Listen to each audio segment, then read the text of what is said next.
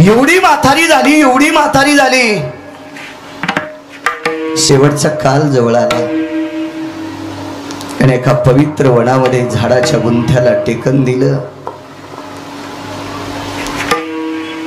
आणि विश्वाच्या मालकानं दिलेल्या सुंदरशा डोळ्यानं ती जगाच्या बापाकडे पाहत होती. तो कधी भेटल, तो कधी भेटल, तो कधी येईल, तो कधी भेटल, तो कधी दिसेल. कारण त्याला बघितल्याच्या नंतर तिला प्राण सोडायचे होते. काय त्यांचा महिमा सांगतोय. कैलासबुवा तिचे हात पाय उचलत नव्हते. विश्वाच्या मालकाचं भजन करून करून करून करून जीभ उघळून गेली. ओठ सुकल्या गेले, ओठाला ओठ चिटकले. जिभेनं जगाच्या मालकाचं तिला चिंतन करता येत नव्हतं. थकली ती, तिचा कंठ सुकून गेला. तेवढ्या वेळेला ती अंतःकरणाने जगाच्या मालकाचं चिंतन करत होती. डोळे उघडून त्या फांदीकडे बघायची. झाडाच्या डोक्यावर मुकुट असणारा ब्रह्मांडाचा मालक मला कधी दिसेल. त्याच्या मुकुटावर मयुराचं पंख खोसलेला तो जगाचा बाप कधी दिसेल. त्याच्या माथ्यावर पिंपळाचं पान असणारा तो जगाचा मालक ब्रह्मांड चालक कधी दिसेल. त्याच्या अंगावर पिवळा पितांबर असणारा तो विश्वाचा मालक मला कधी दिसेल. सारखी दृष्टीनं झाडाच्या फांदीकडे जिकडे तिकडे डोळे फिरतील त्या दिशेने ती बघत होती, पण तो येत नव्हता. एक प्रकार पहा, ज्या झाडाखाली ही वयस्क स्त्री आहे, ही साध्वी स्त्री आहे, त्या झाडाच्या फांदीवर एका कावळ्याने घरट केलेलं होतं. त्या घरट्यामध्ये त्याच्या पत्नीने अंडे दिलेली होती. ती कावळी व्यालेली होती, तिने अंडे दिली होती, त्या अंड्यावर बसलेली होती. पण त्या कावळीने त्या कावळ्याला एक प्रश्न केला, प्राणनाथा, मला मांस खाण्याची इच्छा आहे. त्या कावळ्यानं सांगितलं, प्रिय, आतापर्यंत तुझ्या सानिध्यामध्ये तू ज्या ज्या अपेक्षा केल्यात त्या त्या अपेक्षा मी तुझ्या पुरवल्यात. पण या 15-20 दिवसात मृत जनावर मला कुठं दिसलंच नाही. मी तुला मांस देऊ शकत नाही पदुदेवा. तिनं सांगितलं, मालक, पिलांचा जन्मकाल जवळ आलाय. कारण पक्षी हे अंड्यातनं पिलांना ज्या वेळेला बाहेर काढतात त्यावेळेला स्वतःची ऊब देत असतात. स्वतःच्या गर्मीनं स्वतःची शक्ती खर्च करून त्या अंड्यातलं पिल्लं बाहेर काढत असतात. त्याच्याशिवाय ती पिल्लं तयार होत नाही त्या अंड्यामध्ये. माझं शरीर कृश झालंय, क्षीण झालंय, मला मांस खाण्याची इच्छा आहे. विठाला विठाला विठाला विठाला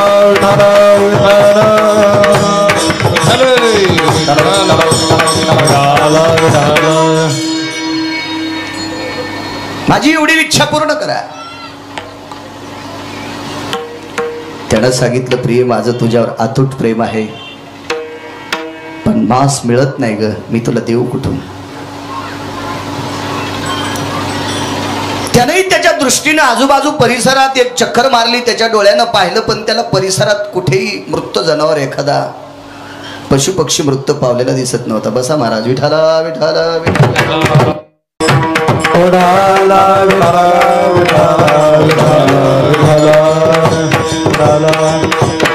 शेवटी तो फिरून फिरून थकून कावळा पुनश्च त्याच घरट्यात आपल्या पत्नीच्या जवळ आला. आणला का मांसाचा तुकडा? नाही ग प्रिय, माझी इच्छा पूर्ण करू शकत नाही. नाही प्रिय, मिळत नाही मांसाचा तुकडा, कुठे मिळत नाही. थोडा वेळ तो आपल्या पत्नीच्या सानिध्यात बसला, इकडं तिकडं मान डोकावत होता. तेवढ्या अवकाशात झाडाच्या फांदीवर जे घरटं होतं त्या घरट्यातून खाली बघितलं तर झाडाच्या बुडाला एक स्त्री झाडाच्या गुंथ्याला टेकन देऊन बसलेली होती. पायाशी लांबवलेली होती तिने. कावळा हा तीक्ष्ण दृष्टीचा पक्षी आहे. शास्त्रामध्ये वर्णन आलंय त्याला डोळे 2 आहेत पण बुबुळ एक आहे. बाळासाहेब, एकच बबुळ आहे, पण अत्यंत चाणाक्ष, फार तीक्ष्ण दृष्टी आहे त्याची. त्यानं त्या तीक्ष्ण दृष्टीनं खाली पाहिलं. 10 मिनिटं तो बघत राहिला. तिचे पाय हलत नाहीत, हात हलत नाहीत. तिला बोलता सुद्धा येत नाही, फक्त तिचे डोळे उघडे येतात. काय त्यांचा महिमा सांगतोय. कावळ्याने विचार केला, पाय हालत नाहीत त्यावर ती बेशुद्ध पडली. आपण जरी हिचे पाय खायला सुरुवात केली तर हिचे हात उचलत नाही, त्यावर ती हाताने आपल्याला मारू शकत नाही. हिचं मांस खायला काही हरकत नाही आपल्याला. कावळ्याने झाडाच्या फांदीहून घरट्यात खाली उडी घेतली, जवळ आला, तिच्या पायावर स्वतःचे पाय टेकले. संवेदना संपलेल्या होत्या. अलगद अशी चोच टोचली. पायाला जसा काटा किंवा एखादी काडी रगडावा आणि थोडस रक्त बाहेर यावा तशी कावळ्याने चोंचीची आणि तिच्या पायात रोवल्याबरोबर असं बाहेरशी रक्त आलं. पण काय नाही, तिचा पाय हल्ला नाही, तिचा हात हल्ला नाही. आणि कावळे एक असे प्राणी आहे, पक्षी आहे, जखमा कुठं असतात हे शोधणारे कावळे असतात. आपल्यात बी बरेच कावळे येतात, दुसऱ्याच्या जखमा शोधणारे. फक्त शरीर माणसाचे आहेत, मन कावळ्याचे आहेत, काही काही पाप्यांचे.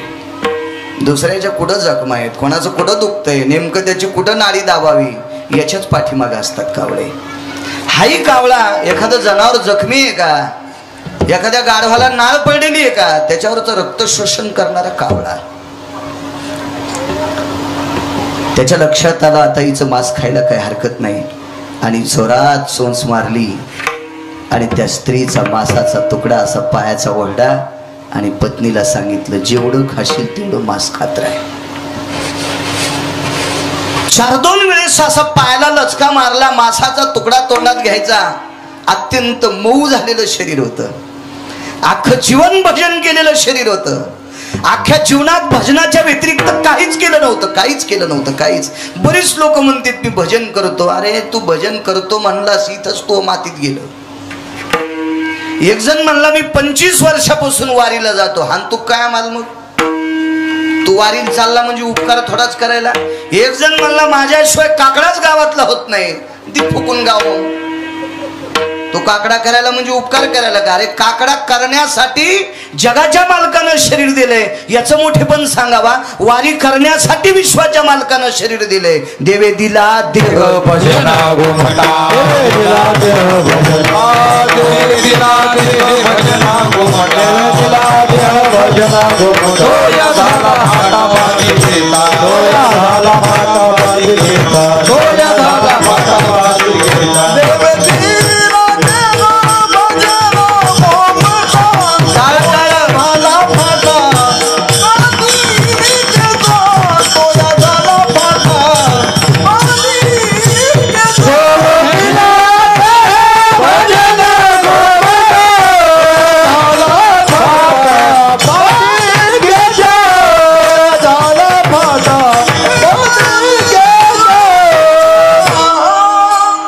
देवे दिला देह भजना गोमटा.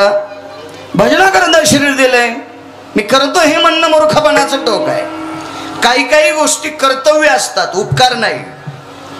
विश्वाच्या मालकानं मानवी शरीर दिलंय, भजन करणं कर्तव्य, उपकार नाही. वारीला जाणं कर्तव्य, उपकार नाही. परमार्थ करणं कर्तव्य, उपकार नाही.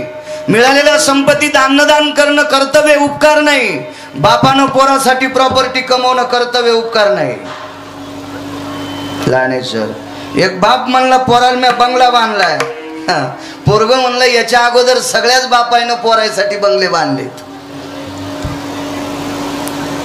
कर्तव्य, उपकार नाही. वडिलांनी मुलासाठी प्रॉपर्टी कमवणं उपकार नाही, कर्तव्य. आणि त्या मुलानं म्हातारपणात वडिलांना सांभाळणं हे उपकार नाही, हे त्याचं कर्तव्य आहे. विठाला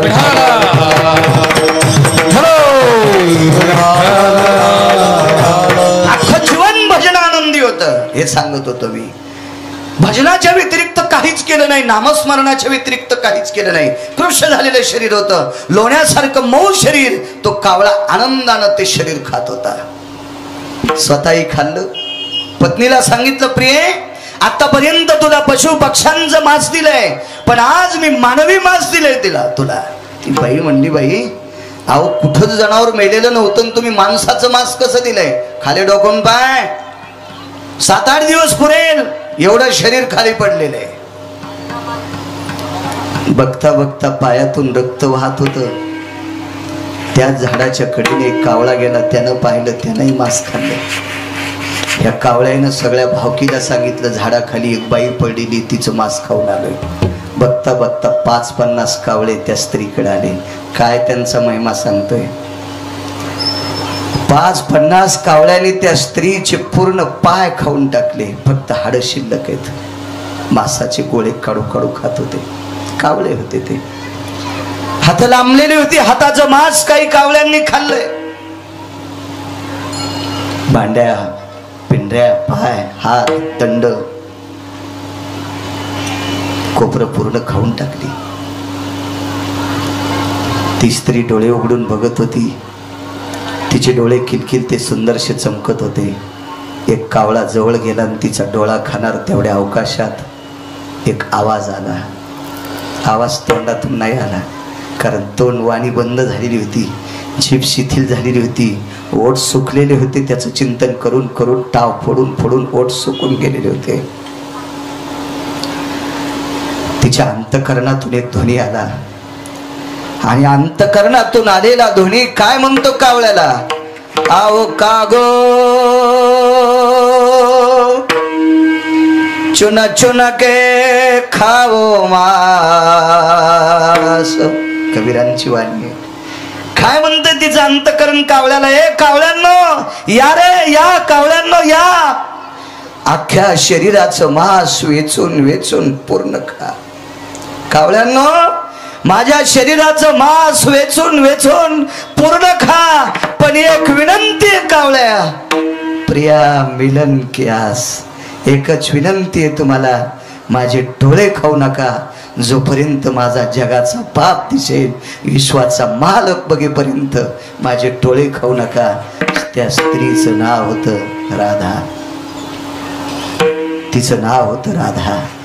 विश्वाच्या मालकाला बघेपर्यंत फक्त माझे डोळे खाऊ नका. अख्खं शरीराचं मांस खा. वाटल्यास हाडं सुद्धा चगळून चगळून खाऊन टाका. पण जगाचा पाप दिसेपर्यंत माझ्या डोळ्याला अपेक्षा आहे, मला फक्त तो बघू द्या. दृष्टांत संपला. अख्ख्या शरीराचं राम झालं तरी हरकत नाही, पण मरता मरता अंतकरणाने त्याचं भजन करीत विश्वाचा मालक बघत प्राण सोडावा. इतकं विश्वाच्या मालकावर प्रेम करणारी ही साध्वी स्त्री. म्हणून निळोबाराय म्हणतात, काय त्यांचा महिमा,